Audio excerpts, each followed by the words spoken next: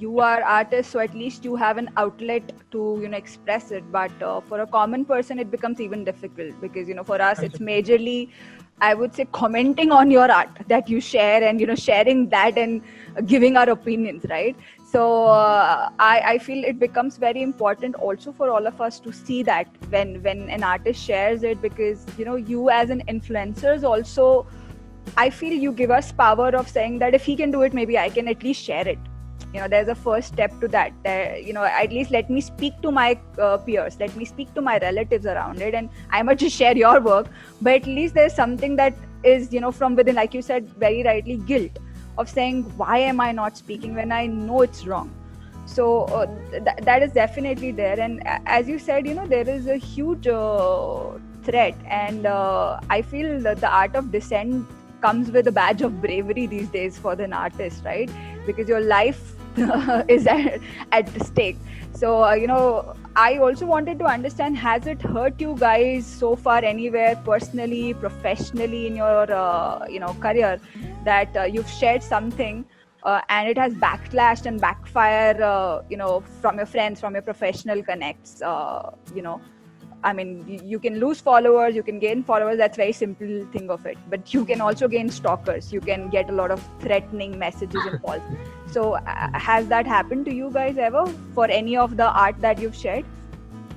For the artworks that we have shared, I guess no. But we actually, we cut out a connection with one of our clients, and this guy was really very genuine as a client. I mean, he would pay us in time. He was one of the best actually. clients we have had.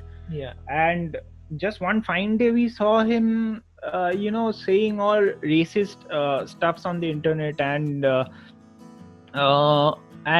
he was behaving pretty badly with one of our very close friends whom we didn't know, but his ideology, his way of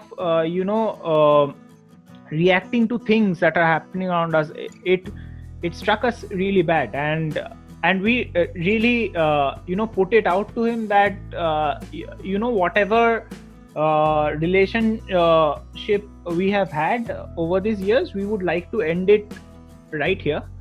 And it was good knowing you, but we don't associate ourselves with with people who have ideologies like these, right? And so we have ended it there. And about hatred, I have received a lot of hatred in personal messages. People slide into your DMs and give you threats, and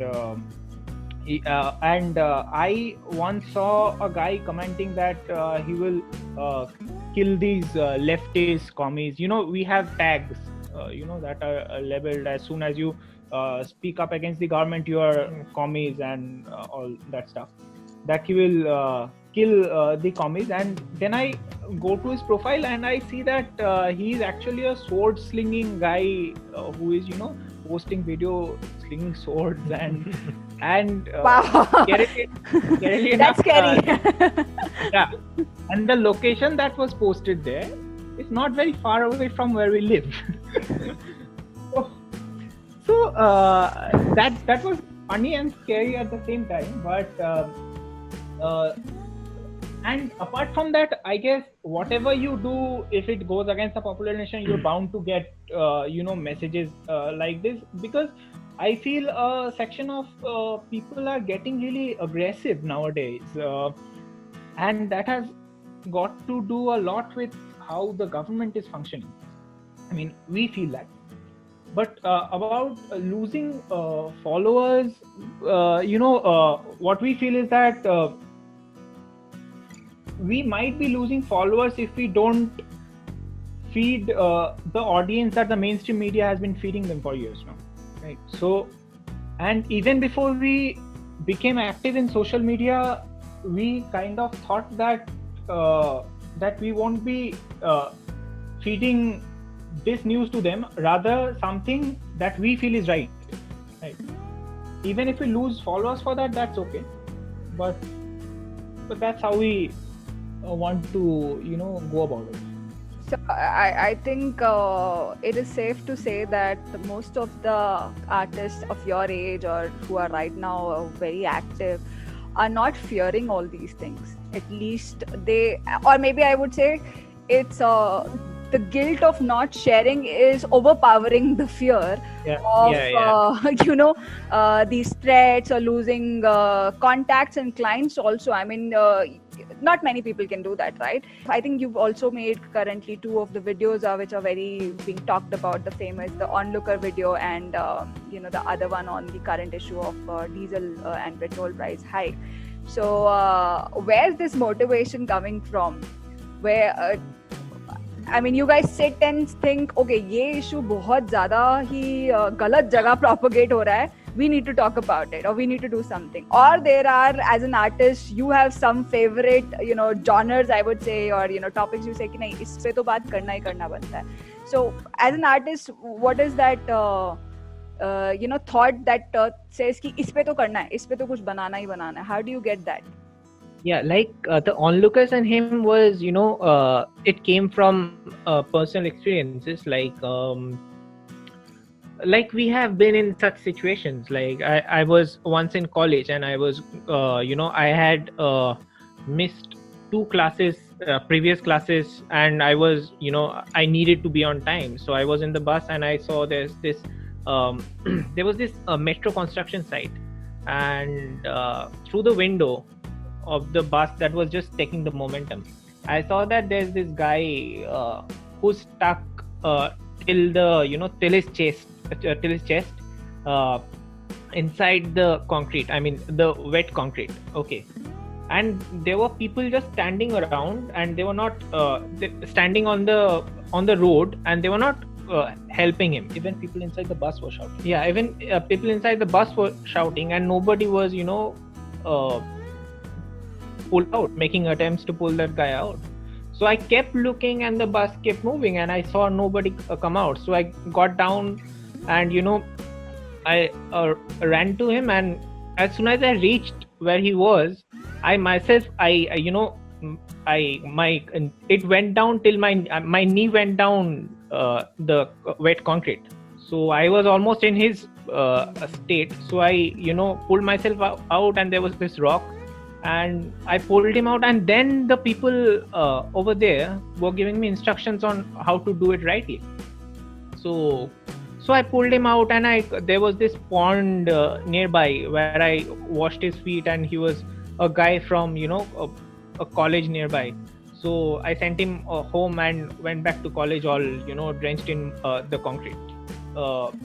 And there were other situations as well where we saw like there's this guy who was probably drowning, and we saw a crowd around him, and nobody was doing anything. And we were back in school then. We were in 11th standard, and we saw that, and we were with 2 of our friends, and Bob probably loosened his belt, and he was giving compressions, and I tried to call the ambulance, and then a guy turns up and he says that get out of here or you'll be in trouble. This is a police case, and he vanished. Right. He also said that he's a friend of this guy. Right. Yeah. And we tried to do as much as we can to help. And then we called the ambulance arrived, and after seeing 2-3 of us, some people came forward and they helped us get him up, and they arranged a rickshaw to take him to the nearby hospital.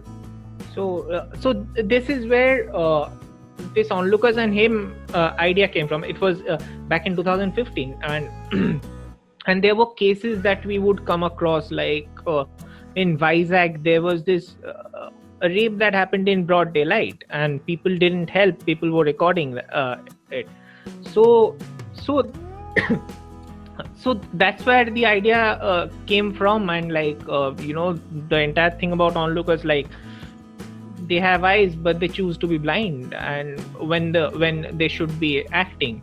and even after that, even after their eyes pop out, their mouths don't. Okay, so they don't speak up. So that's where the idea came from, and the basic idea was like, if you're waiting for a hero to do the job, you'll be waiting forever.